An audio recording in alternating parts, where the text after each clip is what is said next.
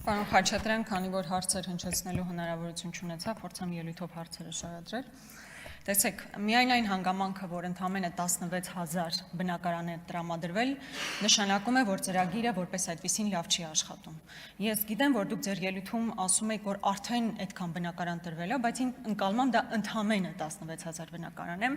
եւ իմ բոլոր շփումները գալիս են այն եզրակացության, որ տրվող գումարների չափը բավարար չէ։ Դուք այս ամբիոնից իհարկե ասում եք, որ օրինակ 5 միլիոն տրամադրվում է տարբեր համայնքներ, հիմնականում մարզային բնակավայրեր, սահմանամերձ բնակավայրեր, բայց պարոն Խաչատրյան, այն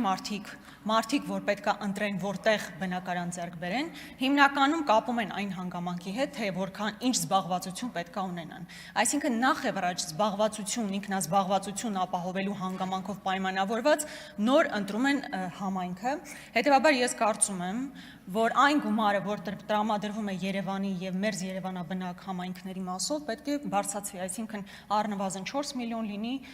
եթե չասեմ նույնիսկ ավելին։ Հետևաբար հարցադրումս հետեւյալն է. 250 միլիոն վարկ ներգրավելու պայմաններում հնարավոր չէ արդյոք քննարկել ծրագիր, որով կավելացվի գումարը կոնկրետ այն բնակավայրերի մասով, որտեղ հիմնականում տեղակայված են արցախցիներն, իսկապես զբաղվածության խնդիր լուծելու հանգամանքով պայմանավորված։ Եվ երկրորդ հարցս հետևյալն է, ես ուզում եմ հասկանալ, թե մինչև այսօր որքան գումար է ներգրավել վարկերի տեսքով կամ